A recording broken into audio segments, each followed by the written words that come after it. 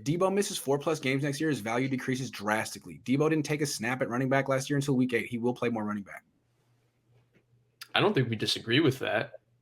I think his role is going to remain pretty consistent.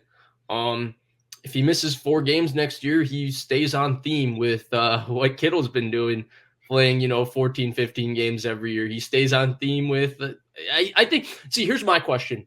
I think a lot of people bring up the injuries with Deebo, and I think it's fair. I don't know why that conversation is never had with Bosa. Right. Absolutely.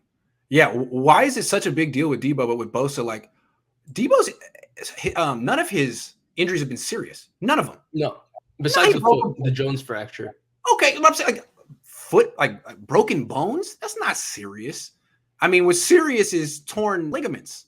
And he's come back. I think that's the thing with Deebo. I don't know. I don't think his value decreases. I think that when you have a player that the rest of the NFL is looking to find, I think you got a pretty good player. The theme of this offseason, I mean, last offseason it was, well, let's try and find the toolsy quarterback to get the next Josh Allen. And I think that's a theme, right? That's why guys like Malik Willis have a lot of hype. I think we're seeing find your own Deebo Samuel. Kadarius Toney went in the first round. To me, that was a direct correlation to and respect to Deebo Samuel's skill set. I think there's going to be Treylon Burks going in the first round this year. I don't know if he's an exact comparison, but he offers similar skill set. I mean, I read any draft profile for any receiver you want, and he can do Deebo Samuel type things. Yeah.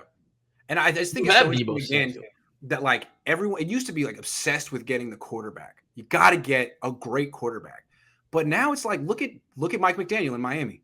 He's like, Tua's good enough. Let's give Tua a chance. As long as Tua is good, what we can do is set him up with a great supporting cast. You don't need a great quarterback. You need a good quarterback. Is Joe Burrow great? No, the Niners I think Joe Burrow's a tier above, but I think the Niners just proved that you have a great receiver, great tight end.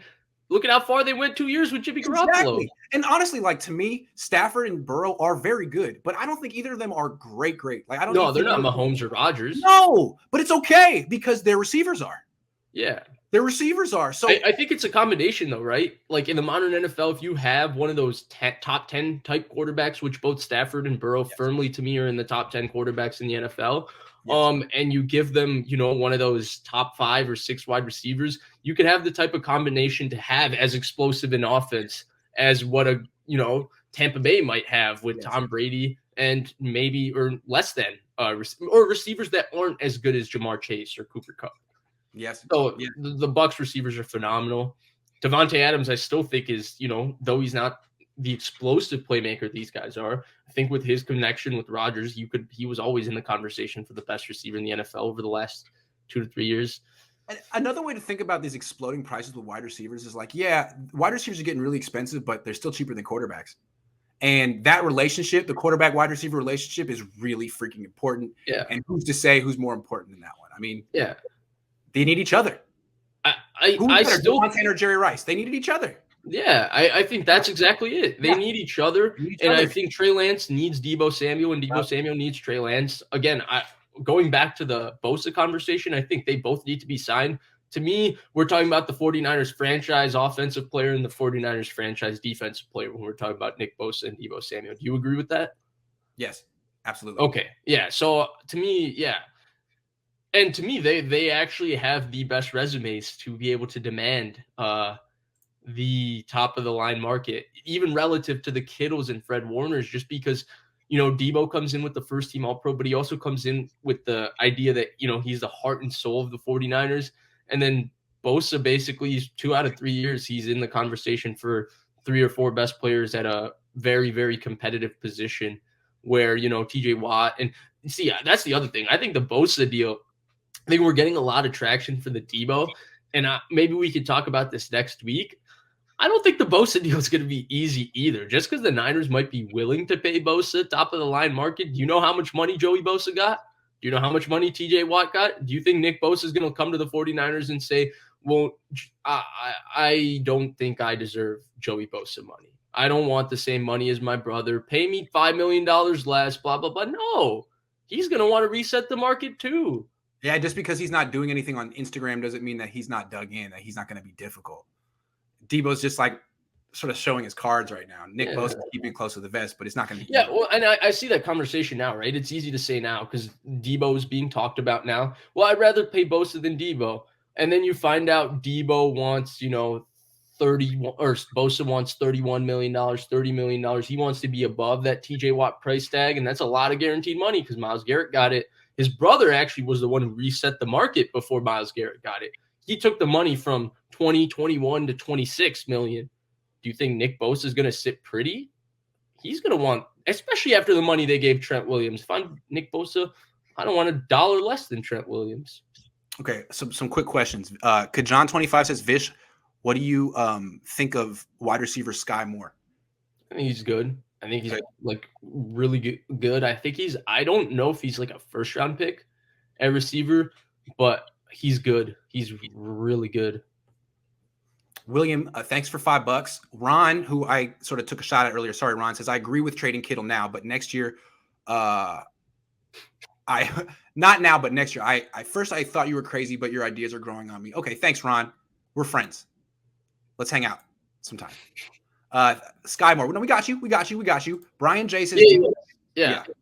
I mean, dude, come to Cali for one weekend to build a rapport with his future quarterback. How do you know that they haven't built a rapport? Like, the thing that people don't understand is that Brandon Ayuk and Trey Lance train at the same facility. Look, these guys all have different facilities that they trade at. Even if Deebo is a bit of a diva, he's the best player on the team. Like, stop trying to convince yourself that you'd be better without him. This team would have won 5 games last year. No, but Kittle's doing the same thing, right? Kittle lives in Nashville after going to the weddings. He's training in Nashville. It's just these athletes, like a lot of the stuff that they do. Like, first of all, they're just working on running routes and stuff because they're not even going to get the install and everything until they go in for the first May OTA. So after that, that's when, they usually get together and they train between that time and training camp because they're going to try and work out the kinks and the new stuff in the playbook. Right now, they're just working on improving their bodies and training and getting themselves stronger and faster and ready for next season. It's not that big of a deal if Deebo Samuel is doing that in Florida. No, it's not that big of a deal at all. But we have so little to talk about right now. And it's funny, like just when certain players start complaining for money, it happened with Vernon Davis too. He held out for like a day. Fans turn on you immediately. It's like, you're out. You're dead to me. It's like, why? Certain fans just want to believe that these players don't care about the money, that what's the number one most important thing to them is their teammates in the locker room. It's like, yeah, that's important, but it's a business. The players all know that they're going to get cut as soon as they're no longer worth what they're getting paid. And if they're worth more than they're getting paid, they should push for it.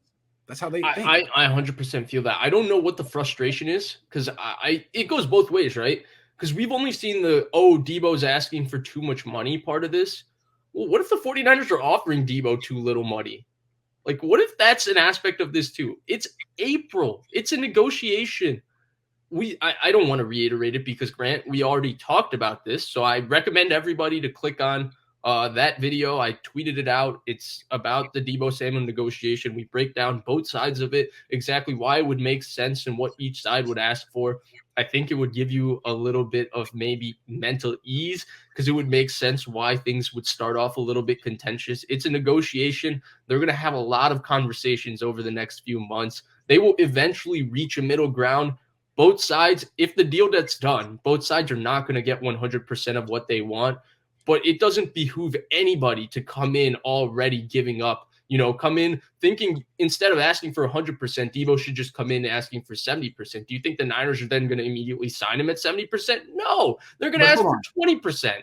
The number one point that you made that I think we need to let fans go away with is that despite all the reasons that this could get weird, the number one factor that you and I are banking on is Jed's unwillingness to do something this unpopular. Yeah, no, I don't think there's any way he does it. There's a reason he tweeted out immediately the Jennifer Lee Chan thing. He tweeted out immediately saying, ha, ha, ha, Deebo's not getting traded. He knows. I don't think he wants that negative perception at all. I think the Niners control the narrative, especially with the media as well as any organization, maybe in sports. There's no way they want the negative press of trading a guy who, became everybody's favorite player last year. And he's my favorite player. I'd be broken if they traded Deebo. I feel like what they're trying to say through back channels is Deebo, chill out. We're going to take care of you, but we don't want to change our precedent. We want to change how we do business because that'll affect. I think so. I think that's all it is. Like, chill out. And Deebo's like, no, I'm sorry. He's being that really like high maintenance girl. It's like, hey, you want to be dating me? Hey, there are different parameters here. If you ain't ready for all of this, let me know because there's 8 people who are trying to go. You know what I'm saying? Like, and it's good for Deebo too, right? It's good for him. Do what you want, man. Hey, I respect. If I was in his position, I don't know if I could tell you that I would react any differently because I would want that money now. It's life-changing money. Yeah. It's going to support my generations of my family. He's about to get generational wealth. No, but when Kittle wanted to be paid like a wide receiver, he was just doing it for the tight end community. When Deebo wants to be paid top market like the other wide receivers, he's a selfish diva. Well, he's not as good as those guys. That's what people say. It's not about being good as those guys. That's not how this has ever worked in terms of getting paid. He was last year. He was as good as anyone last year. Yeah.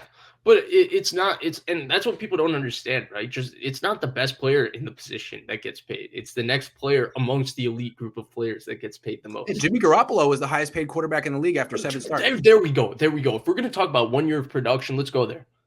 They paid a guy after 5 games. I understand it's a quarterback, but they paid him the highest at the position.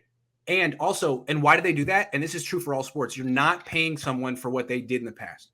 You're paying them for what you expect them to do in the future. Period. And so you're paying Deebo. It's not a reward.